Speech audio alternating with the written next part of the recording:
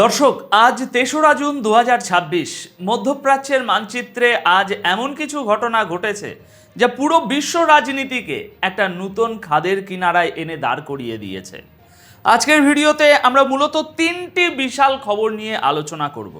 প্রথমত, Kuwait international এয়ারপোর্টে সরাসরি ড্রোন হামলা এবং সিভিলিয়ান ক্যাজুয়ালিটি, যার জেরে কুয়েতের আকাশসীমা এখন পুরোপুরি বন্ধ করে দেওয়া হয়েছে। দ্বিতীয়ত, গতকাল ২রা এবং আজ ৩রা জুনের মাঝরাতে আমেরিকা এবং ইরানের মধ্যে সরাসরি মিসাইল এবং ড্রোন হামলার ভয়াবহ আদান প্রদান হয়েছে।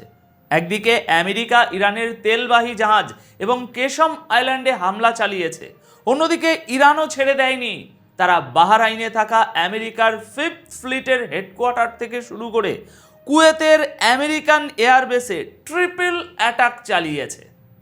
আজকের ভিডিওতে আমরা শুধু এই খবরগুলো জানবো না দর্শক, বরং এর পেছনের আসল জিওপলিটিক্যাল চালগুলো একটু সহজ সরল বাংলা ভাষায় বোঝার চেষ্টা করব। কেন আমেরিকা বারবার ছোট ছোট হামলা করে ইরানকে উস্কে দিচ্ছে, আর ইরানই বা কেন এত আগ্রাসী জবাব দিচ্ছে, এই পুরো খেলার নেপথ্যে আসল কূটনীতিটা কি, সেটাই আজ বোঝার চেষ্টা করব। স্বাগতম আপনাদের সবাইকে আজকের এই বিশ্লেষণে। দেখুন, আন্তর্জাতিক রাজনীতিতে যা বাইরে দেখা যায় তার পেছনের গল্পটা সবসময় ভিন্ন হয়। আপনারা যারা গ্লোবাল পাওয়ার পলিটিক্স নিয়ে নিয়মিত খোঁজ খবর রাখেন তারা খুব ভালো করেই জানেন যে মধ্যপ্রাচ্যে এখন যে সরাসরি সংঘাত চলছে তার উদ্দেশ্য শুধু একে অপরকে মারা নয়, বরং নিজেদের সামরিক এবং রাজনৈতিক পেশি প্রদর্শন করা। আসুন আজকের ৩রা জুন ২০২৬-এর একদম গরম গরম এই ঘটনাগুলোকে বিশ্লেষণ করি।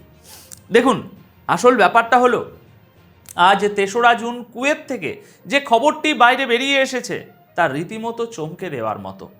প্রাথমিক রিপোর্ট এবং ছবিগুলো নিশ্চিত করছে যে কুয়েত ইন্টারন্যাশনাল এয়ারপোর্টের প্যাসেঞ্জার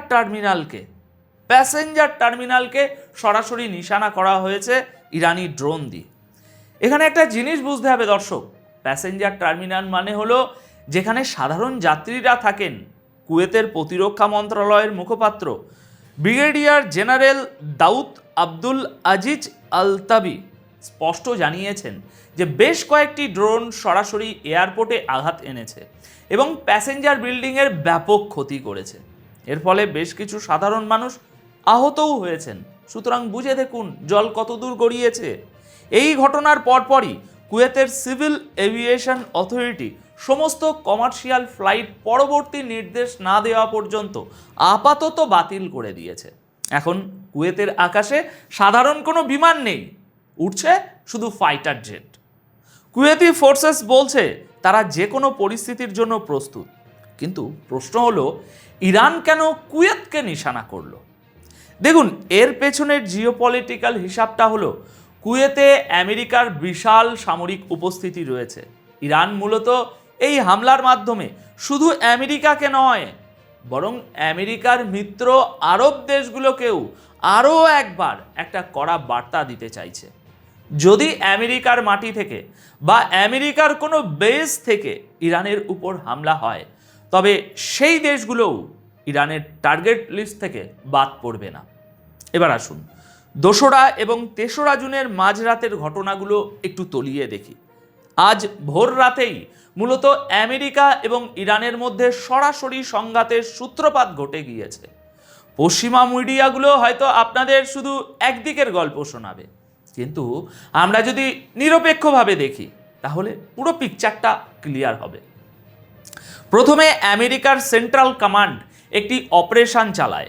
তারা এমটি লেগেসি নামের একটি তেলবাহী জাহাজকে টার্গেট করে, যা কথিতভাবে একটি ইরানি বন্দরের দিকে যাচ্ছিল। এর পরপরই আমেরিকান ফোর্সেস ইরানের কেশম আইল্যান্ডে হামলা করে বসে এবং বরাবরের মতো এবারও তারা এটাকে সেলফ ডিফেন্স বা আত্মরক্ষামূলক পদক্ষেপ বলে দাবি করে হামলার পরে। দেখুন, এখানেই হলো পশ্চিমা কূটনীতির আসল চাল। তারা আগে আঘাত করবে এবং তারপর সেটাকে আত্মরক্ষা বলে চালিয়ে দেবে। কিন্তু ইরান তো এখন আর চুপ করে বসে থাকার পাত্র নয়। এই হামলার কিছুক্ষণ পরেই ইরানের আইআরজিসি 3টি আলাদা আলাদা ফ্রন্টে একযোগে ট্রিপল অ্যাটাক চালায়। ইরান দাবি করেছে যে তারা এমএসসি পানায়া নামের একটি কন্টেনার জাহাজকে টার্গেট করে সেটাকে সম্পূর্ণ বিকল করে দিয়েছে। শুধু তাই নয়, কুয়েতে থাকা আমেরিকান এয়ারবেস এবং বাহরাইনে অবস্থিত আমেরিকার অত্যন্ত গুরুত্বপূর্ণ 5th ফ্লিটের হেডকোয়ার্টার্সেও তারা মিসাইল বৃষ্টি করেছে। এখানে একটা জিনিস খেয়াল করুন দর্শক, বাহরাইনের এই 5th ফ্লিট পুরো পারস্য উপসাগরে আমেরিকার নৌ আধিপত্য ধরে রাখার মূল কেন্দ্র। এখন সেখানে হামলা করা মানে হলো সরাসরি আমেরিকার সুপার পাওয়ার ওই ইগোতে আঘাত করা। এখানে একটা মজার ব্যাপার লক্ষ্য করুন, আমেরিকার সেন্টকম দাবি করছে যে ইরানের ছোড়া বেশিরভাগ মিসাইল তাদের টার্গেটে পৌঁছাতেই পারেনি, বরং আমেরিকার শক্তিশালী এয়ার ডিফেন্স সিস্টেম সেগুলো মাঝপথেই ধ্বংস করে দিয়েছে। কিন্তু দর্শক, সোশ্যাল মিডিয়ায় ছড়িয়ে পড়া ভিডিও এবং কুয়েত এয়ারপোর্টের ধ্বংসস্তূপ তো অন্য কথা বলছে। যদি সব মিসাইল আকাশেই ধ্বংস হয়ে থাকে, তবে কুয়েতে এত বড় ধ্বংসযজ্ঞ চলল কিভাবে? এই যে ন্যারেটিভ কন্ট্রোলের চেষ্টা, এটা আমেরিকার পুরনো অভ্যাস। অন্যদিকে আজ 3রা জুন সকাল 10টার দিকে ইরানের সরকারি নিউজ এজেন্সি ইরনা বেশ কিছু নতুন ফুটেজ রিলিজ করে।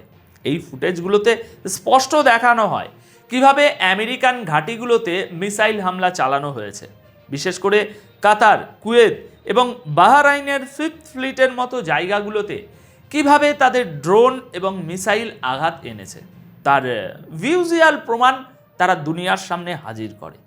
ইরানের তাসনিম নিউজ এজেন্সিও নিশ্চিত করেছে যে কেশম আইল্যান্ডে আমেরিকার হামলার সরাসরি জবাব হিসাবেই আইআরজিসি এই কাউন্টার অ্যাটাকটি করেছে, ট্রিপল কাউন্টার অ্যাটাক। এখন আপনাদের মনে প্রশ্ন আসতে পারে যে আমেরিকা এবং ইরান কি তাহলে পূর্ণাঙ্গ যুদ্ধে জড়াচ্ছে? দেখুন, আসল ব্যাপারটা হলো আমেরিকা এখানে একটা টেস্ট রান বা পরীক্ষা চালাচ্ছে।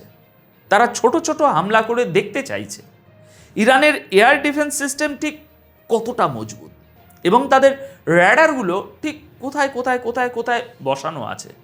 যদি আগামী দিনে একটা বড় যুদ্ধ শুরু হয়ে যায়, তবে তার আগে ইরানের সামরিক সক্ষমতার একটা ম্যাপ তৈরি করা তাদের জন্য অত্যন্ত জরুরি।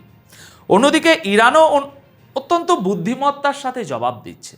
তারা বুঝিয়ে দিচ্ছে যে তোমরা যদি আমাদের চেক করতে আসো, তবে আমরাও বসে নেই। প্রতিটি ছোট হামলার বিপরীতে তারা 3টি বড় হামলা করে নিজেদের ক্ষমতা প্রমাণ করছে।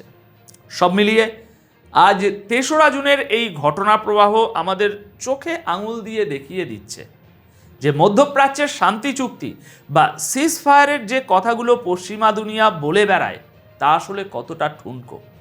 যে কোনো মুহূর্তে একটা ছোট্ট স্ফুলিঙ্গ পুরো অঞ্চলকে একটা বৃহত্তর আঞ্চলিক যুদ্ধের দিকে ঠেলে দিতে পারে।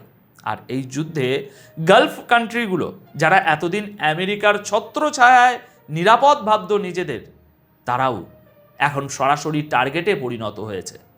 দর্শক, এই পুরো জিওপলিটিক্যাল দাবার চালে আপনার কি মনে হয় আমেরিকার এই প্ররোচনামূলক হামলাগুলোর শেষ পরিণতি কি হতে পারে? আর ইরান কি এভাবেই তাদের শক্তিমত্তা দেখিয়ে পুরো পশ্চিমা বলয়কে চ্যালেঞ্জ করে যাবে? আপনাদের মূল্যবান মতামত অবশ্যই কমেন্ট বক্সে জানাবেন। আজকের মতো এই বিশ্লেষণ তাহলে এখানেই শেষ করছি। দেখা হবে পরবর্তী ভিডিওতে নতুন কোনো বিশ্লেষণের সাথে। সবাই খুব ভালো থাকবেন, সুস্থ থাকবেন। ধন্যবাদ আপনাদের সকলকে।